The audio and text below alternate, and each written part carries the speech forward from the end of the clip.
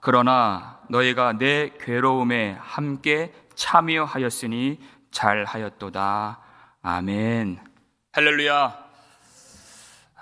능력의 한계가 없으신 우리 전능하신 하나님께서 우리 모든 장소의 한계, 거리의 한계를 뛰어넘으시고 예비하신 은혜를 각 처소에 내려주실 줄 믿습니다.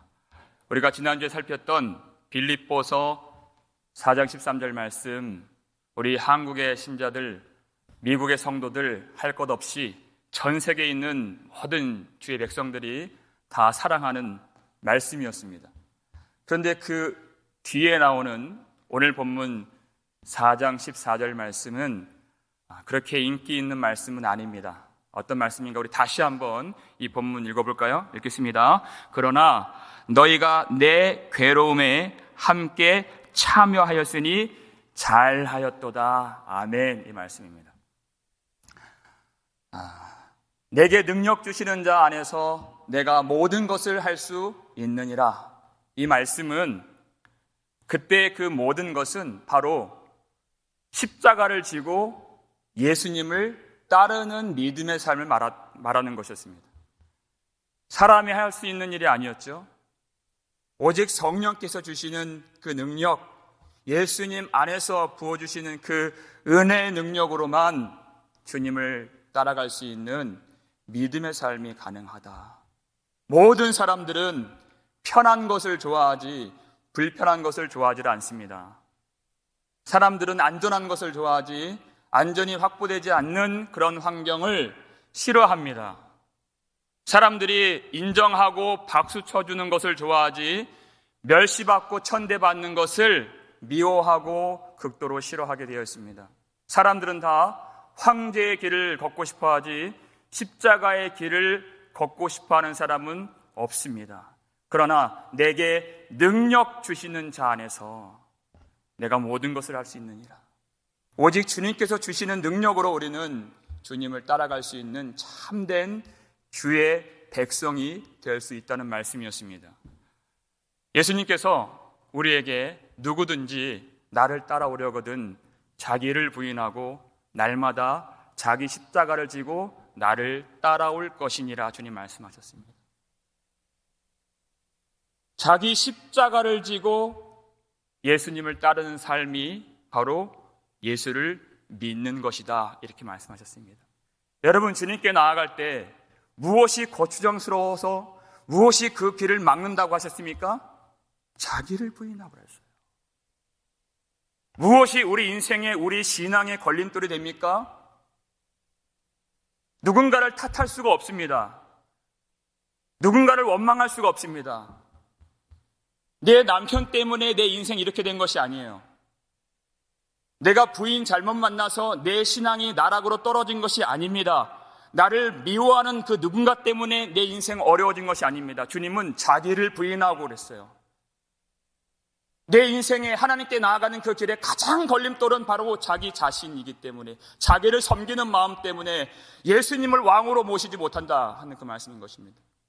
그 자신을 부인하고 날마다 자기 십자가를 지고 예수님을 따르는 삶, 이 말씀을 말씀하시기 전에 먼저 예수님께서 제자들에게 예수님께서 십자가에서 죽으실 것을 말씀하시는 그 상황 가운데서 이 말씀을 주신 것이죠.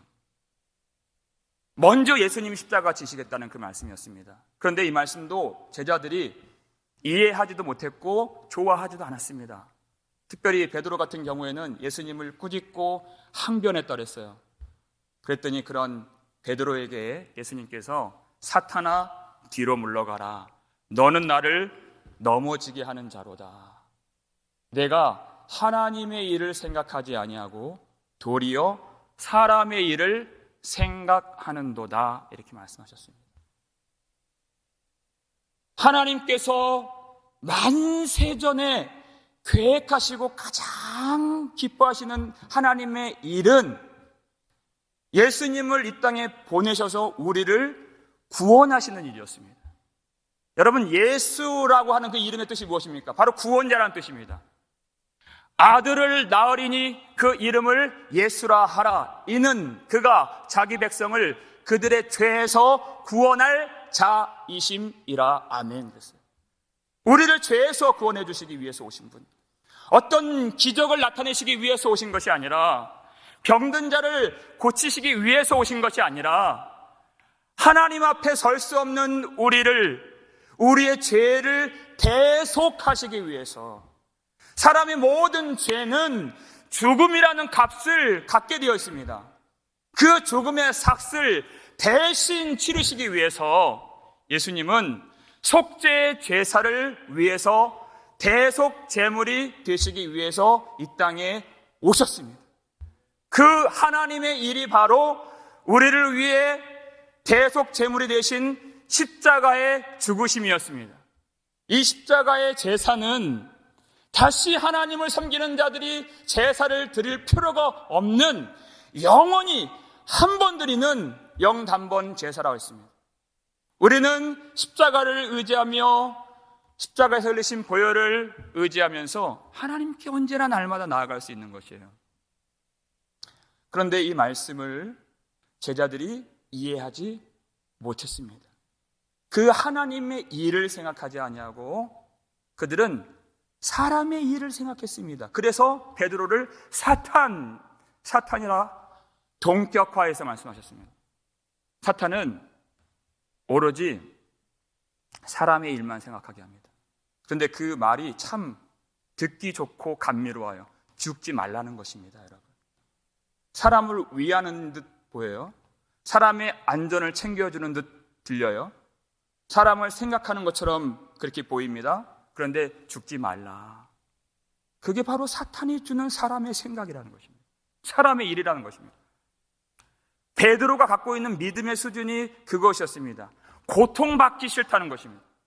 죽고 싶지 않다는 것입니다. 사람들이 다 그렇게 생각하듯이 예수님 끝까지 따라가서 그 결국에는 성공하고 싶은 마음이 있었습니다. 모든 제자들이 다 그러했습니다. 그런 마음이 언제 노출되었습니까?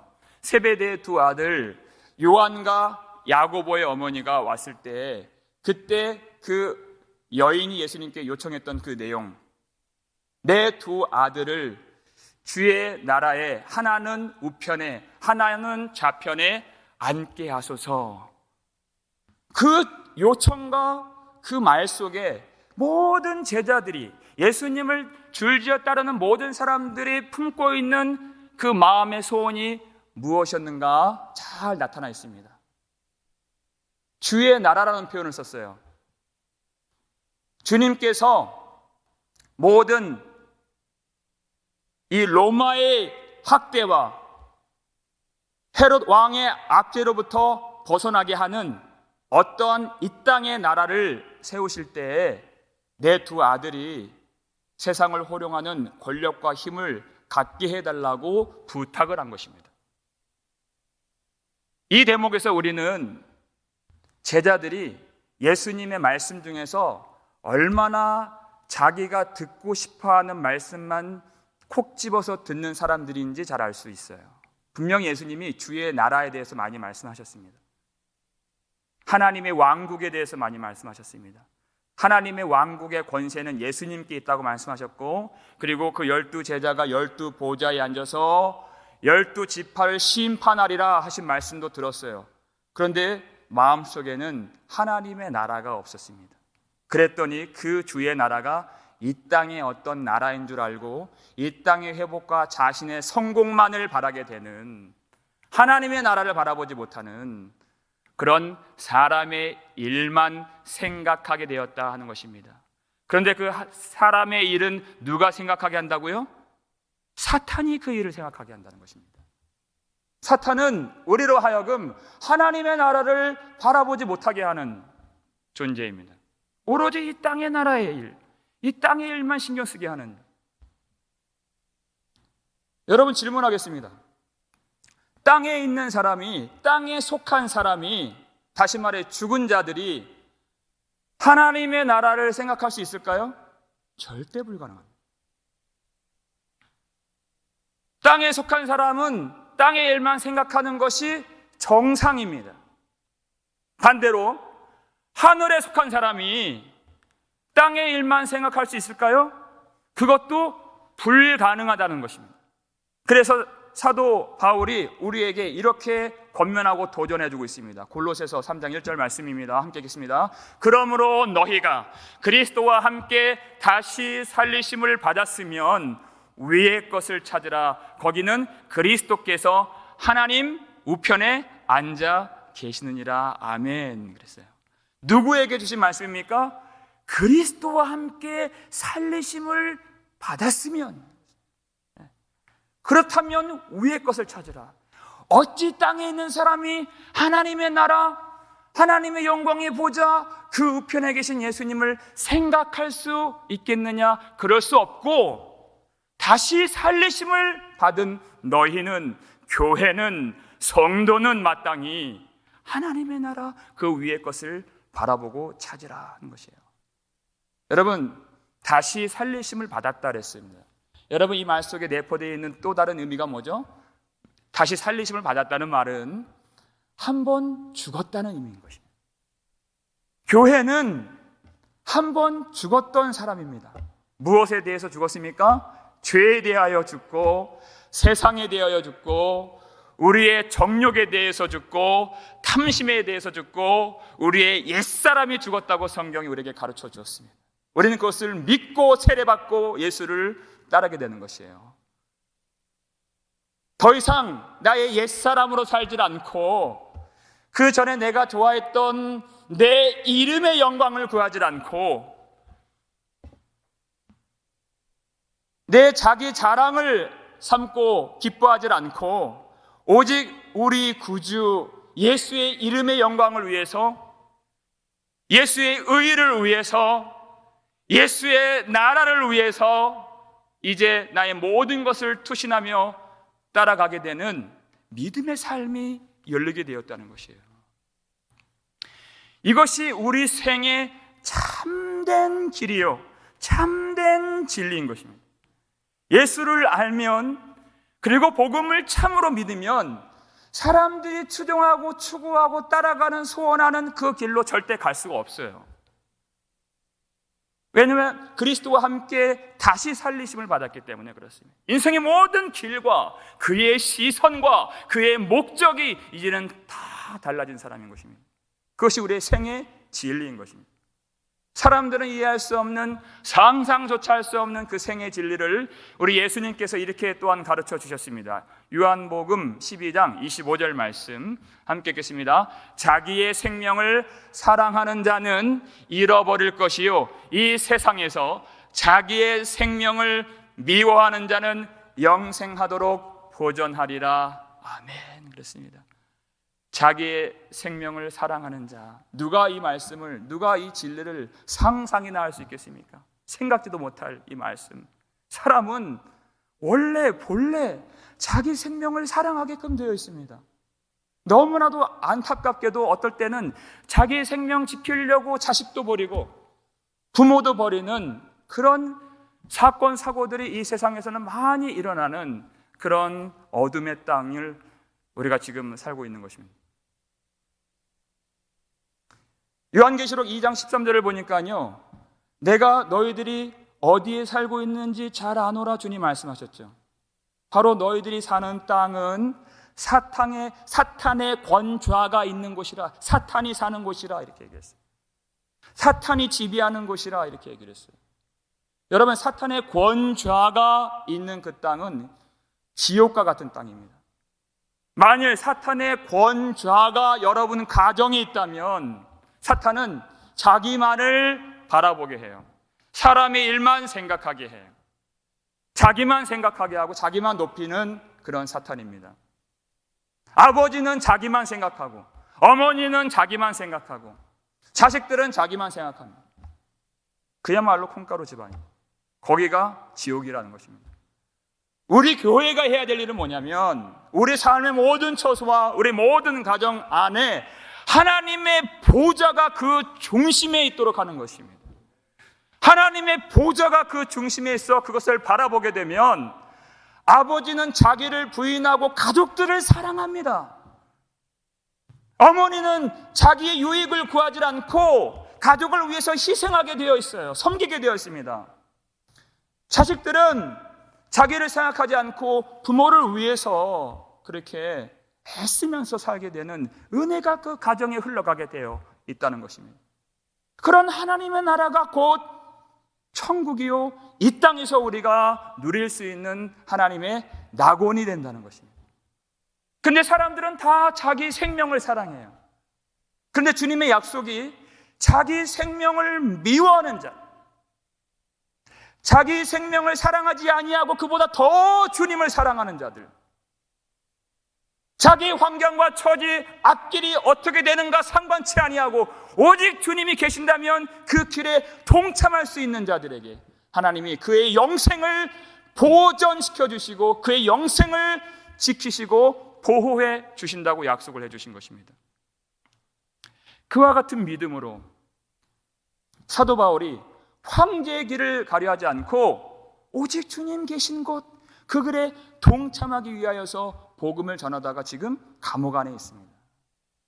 그런데 오늘 이 본문은 감옥 속에 있는 이 사도 바울을 빌립보 교회 성도들이 물질적인 후원을 통해서 그의 괴로움에 동참했다는 것입니다. 그것이 너무나도 감사한 마음으로 지금 이 편지를 쓰고 있는 것입니다. 빌립보 교회가 얼마나 어려운 중에 헌금을 하고 그 헌금을 바울에게 보냈는지 너무나도 그가 잘 알고 있어요.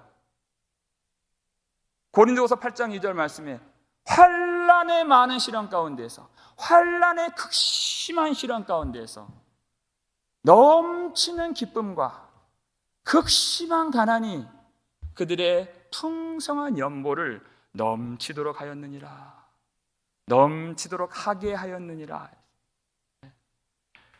그들 중에는, 교인들 중에는 종도 많고 노예도 많고 신분의 제약이 있고 사회적인 그런 압박에 가해지는 핍박 속에서 한마디로 말하면 돈 벌기 어려웠다, 그런 시대였습니다. 그런 신앙생활이었다 하는 것입니다. 그런 가운데서도 그 극심한 가난 가운데서 오직 주님의 고난에 동참하는 심령으로 교인들을 불러 모아서 우리도 어렵지만 사도 바울을 좀 도웁시다. 말씀을 보니까요, 이런 마음이 아니었더라고요. 확인해 보겠습니다. 고린도후서 8장 4절 말씀 함께 읽겠습니다. 이 은혜와 성도 섬기는 일에 참여함에 대하여 우리에게 간절히 구하니, 그랬어요. 우리가 좀 각출해서 좀 도웁시다, 이런 마음이 아니라 지금 빌립보 교회 성도들, 마게도냐 교회에 있는 성도들이 이렇게 얘기했다는 것이에요. 바울의 전도팀에게 간절히 구했다는 것이에요. 여러분, 사람들은 무엇을 구합니까? 내가 가난하면 하나님 이 가난에서 벗어나게 해 주옵소서 구해요.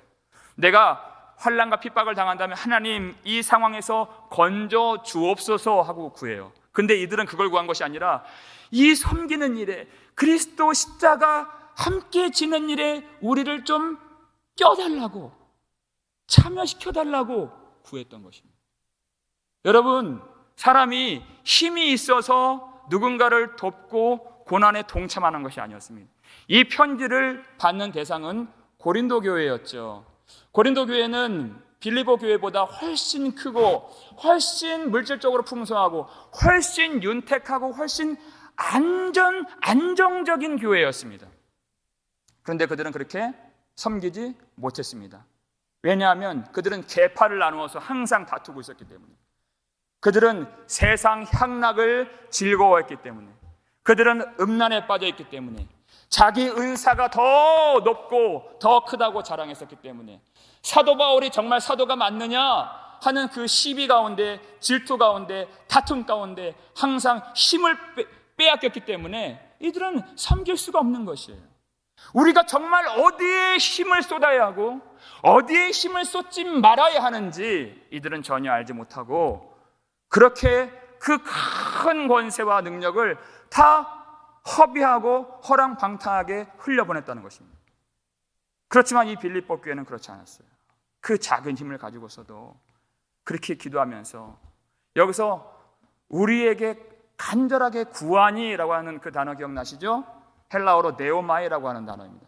이것은 기도하라는 뜻이에요. 간절히 구했다. 하나님께, 하나님 우리에게 은혜를 주시옵소서, 하나님 나를 불쌍히 여겨 주시옵소서 하는 그 기도하는 것처럼 그렇게 하나님, 우리가 쓰임받게 해주시옵소서. 우리가 드려지게 해주시옵소서. 사도 바울이 마음이 너무 감격되어서 고린도후서 8장 1절에서 형제들아, 하나님께서 마게도냐 교회들에게 주신 은혜를 우리가 너희에게 알게 하기를 원하노니, 이렇게 얘기했어요. 그것은 사람의 지혜나 사람의 성품이나 사람의 힘으로 할 수 있는 것이 아니라 하나님이 마게도냐 교회들에게 주신 은혜가 역사해서 이런 놀라운 섬김의 일들이 일어난 것입니다. 하나님의 은혜가 아니면 될 수 없는 그 일을 사도 바울이 감격 가운데 선포했던 것입니다. 여러분, 우리에게 은혜가 떨어지면요, 하나님께 섬기고 충성하고 예배해달라고 간청하게 돼요. 이건 거꾸로 된 거예요, 여러분. 제발 예배를 나와달라고 간청하게 되는 거예요. 제발 주님을 좀 섬겨달라고, 좀 동참해달라고. 그런데 아무리 해도 말을 듣지 않아요. 은혜가 떨어진, 이 시대가 지금 그런 시대입니다. 제가 이제까지 한 16년, 7년, 8년 사역을 하면서 수많은 청년들을 제가 그렇게 간청했어요. 야, 오늘 한번 예배 한번 드려보자. 한번. 내가 다시는 예배 같이 드리자고 말 안 할게. 그런 마음이 아니죠. 오늘 한 번만 딱 오늘 예배 드리면 하나님 정말 은혜 주실 거야. 그런데 수많은 그 말을 듣질 않고 돌아서는 청년들의 뒷모습을 정말 많이 봤습니다. 이 시대가 그런 시대예요. 예배를 드리자고, 은혜에 동참하자고, 생명길을 가자고 이렇게 하는데도 가질 않는다는 것이에요. 근데 하나님의 은혜가 임하면 그렇지 않습니다. 하나님 앞에 내가 드려지길 원합니다. 내가 누구를 보내며 누가 우리를 위하여 갈고 하실 때, 주님, 내가 여기 있사오니 나를 보내소서, 나를.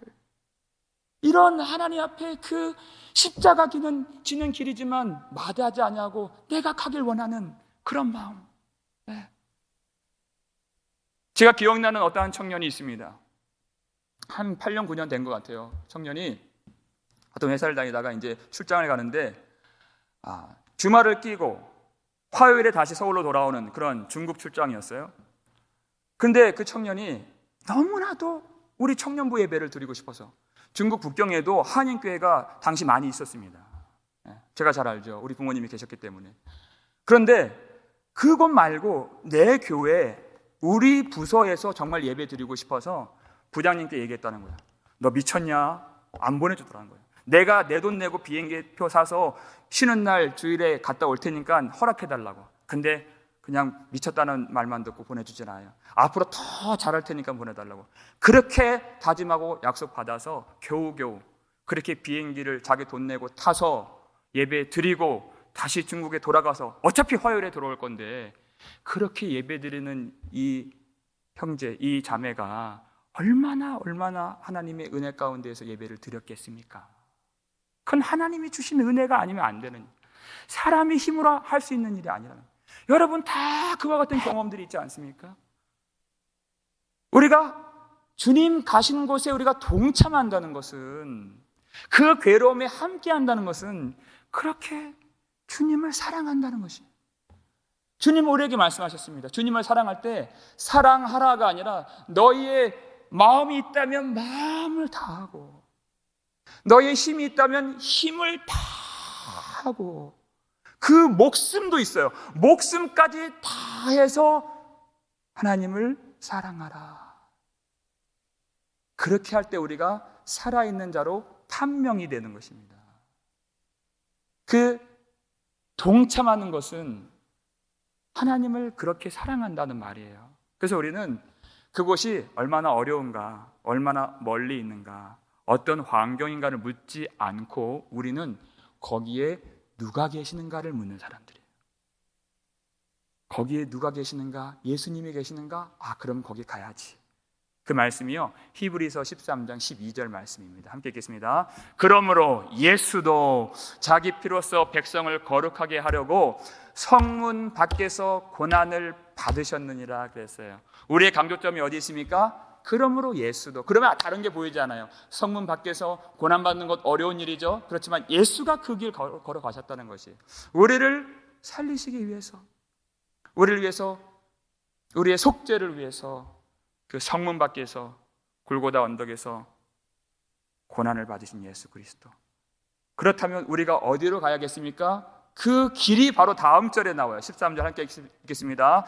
그런즉 우리도 그의 치욕을 짊어지고 영문 밖으로 그에게 나아가자. 그러므로 예수도 그랬더니 그런즉 우리도 그래요. 그의 치욕을 짊어지고 어떤 길인지 우리는 묻질 않습니다. 거기에 주님이 계시기 때문에 영문 밖으로 그에게 나아가자. 우리는 성공의 길을 가지 않습니다. 주님의 우리의 길이시요 우리의 나침반이 되시기 때문에 주님을 따라가는 것이 우리의 성공입니다. 다른 곳이 영광이 아닙니다. 주님이 계신 곳에 머무르는 것이 우리의 영광인 것입니다. 성령께서 우리에게 힘을 주시면 그 주님의 나라에, 그 주님의 은혜, 그 주님의 괴로움 속에라도 함께 할 수 있는 힘을 우리에게 주신다는 것입니다. 우리가 어디로 가야겠습니까? 이와 같은 믿음의 삶을 살았던 한 여인에 대해서 우리가 며칠 전 새벽 예배 때 다룬 적이 있어요. 룻기를 잠깐 살폈던 적이 있는데, 나오미라고 하는 여인, 나이가 많은데 기근이 와서 고향을 떠나서 모압 땅으로 갔죠. 근데 그 이방 땅에서 그 먹고 살 것 어려운 그 시대에 그 엘리멜렉 자기 남편이 죽었습니다. 의지할 바는 두 아들이 남았는데 그 두 아들, 첫째 아들이 죽고 또 다시 연달아 둘째 아들도 죽었습니다. 그땐 사사시대였습니다. 참 어려운 시대. 이 나이 많은, 그리고 자식들도 잃은 과부가 이제 어떻게 누구를 의지하며 살 수 있겠습니까? 며느리가 둘이 있었죠. 그런데 이방 여인들이었습니다. 그래서 함께 고향 땅으로 돌아가자 할 수가 없었어요. 그래서 두 며느리를 불러놓고 이제 너희들은 너희들의 어머니의 집으로 돌아가라 그랬습니다. 그랬더니 서로가 보기에도 참 너무나도 참 안타까운 마음에 서로 부둥켜 안고 그 고향으로 돌아가는 도중에서 서로를 입맞추고 그렇게 부둥켜 울다가 결국 첫째 자부 오르바는 자기 어머니의 집 고향 땅으로 돌아가게 됩니다. 그런데 둘째 자부 룻은 가지 않겠다는 것입니다. 자기가 떠나면 나이 많은 과부인 이 시어머니가, 나오미가 어떻게 먹고 살 수 있을까? 지금 두 가지 길이 있습니다. 다시 자기의 고향 모압으로 돌아가면 새 출발을 할 수가 있고, 또 좋은 기회를 만나서 결혼하면 또 풍족하게, 그렇게 윤택하게 살 수 있는 그런 길이 하나가 있습니다. 그런데 고향 땅, 그 시모의 그 고향 땅 베들레헴으로 가면 자기에게는 이방 땅이죠. 그리고 자기도 과부이고 시어머니도 과부이죠. 앞으로의 그 괴로움과 그 슬픔과 그 고난은 불보듯 뻔한 것이었어요. 자기 혼자도 살기 어려운데 또 시어머니까지 모셔야 됩니다. 사람들은 어떤 길을 택할까요? 그런데 성경 보니까 놀라워요. 룻이 어머니에게 간절히 구합니다. 어머니, 나를 어머니에게서 떠나며 나를 어머니를 따르지 말며 돌아가라, 강권하지 마옵소서, 이렇게 얘기해요. 제발 나를 좀 가라고 하지 말아주세요 라고 얘기해요. 어머니 가시는 곳에 내가 가고 어머니 머무시는 곳에 내가 머물기를 원하나이다. 어머니의 백성이 나의 백성이 되고 어머니의 하나님이 나의 하나님이 되시리니, 이렇게 얘기해요. 그가 간절히 구하면서 떠나지 않겠다는 것입니다. 같이 가겠다는 것입니다. 왜 그가 그렇게 얘기를 했는가? 그 말씀이 룻기 1장 16절인데 17절을 보면 내가 만일 어머니를 떠나면 하나님이 나에게 벌을 주시고 더 내리시길 원하나이다. 그는 하나님 앞에서 그렇게 한 것이에요. 하나님이 어머니를 떠나는 것을 원치 않으시기 때문에, 하나님이 좋아하시는 일이 그 베들레헴 땅에 같이 들어가는 것이기 때문에 그 하나님 가시는 곳에, 하나님이 기뻐하시는 그곳에 내가 머무르겠다 하는 것이에요. 그래서 룻이 그 베들레헴 땅에 고난과 괴로움과 슬픔이 예측되는 그곳에 들어가게 됩니다. 하나님이 그 믿음을 정말 귀하게 여기셨죠. 그가 결국 기업 물을 자 보아스를 만나서 오벳을 낳고, 오벳은 이새를 낳고, 이새는 다윗을 낳고, 다윗에게서 예수님이 나오셔서 그 이방 여인 룻이 예수님의 그 영광스러운 영원한 계보 안에 들어가게 되는 영생의 축복을 하나님이 부어 주셨다는 것입니다. 끝까지 하나님을 붙잡고 살아가는 사람들, 어떤 괴로움이나 어떤 어려움이 예측이 되지만 오직 주님을 따라가며 주 예수의 괴로움에 함께 참여하고자 하는 사람들에게 하나님은 잘하였도다. 빌립보 교회가 받은 그 칭찬을 내려주시면서 그의 영생을 보전시켜 주신다는 것입니다. 여러분, 이와 같은 길은 하나님이 우리에게 은혜를 내려주셔서 하나님이 우리를 이끌어 가시는 길입니다. 우리의 힘으로 할 수 있는 길이 아니죠. 그렇게 세상을 사랑했던 세베대의 두 아들 요한과 야고보, 설교 서두에 말씀드렸던 그 요한, 이 땅에 어떤 큰 권력을 얻어서 그 권력의 보좌, 하나는 우편에 하나는 좌편에 앉겠다고 했던 그 형제들 어떻게 되었을까요? 요한계시록 1장 9절 먼저 보겠습니다. 읽겠습니다. 나 요한은 너희의 형제요 예수의 환난과 나라와 참음에 동참하는 자라. 하나님의 말씀과 예수를 증언하였으므로 말미암아 반모라 하는 섬에 있었더니, 그렇게 세상 권력 좋아했던 요한을 하나님이 어떻게 이끌어 주셨습니까? 예수의 환난과 그리고 예수의 나라와 예수의 그 괴로움과 참음에 동참하는 자라. 세상의 나라를 섬기지 않고 예수의 나라를 섬기게 해주시고, 자기의 정욕을 따라가지 않고 오직 예수 그리스도를 따라갈 수 있도록 하나님이 그를 붙잡아 주실 때, 나는 지금 예수의 환난과 참음 안에 있지만 사실상 나는 예수님 안에 있습니다. 그 고백을 하고 있는 것이. 또 다른 형제 야고보는 어떻게 되었습니까? 헤롯 아그리빠가 교회가 너무 미워서 교회를 다 잔멸하고 뿌리채 뽑으려고 했었습니다.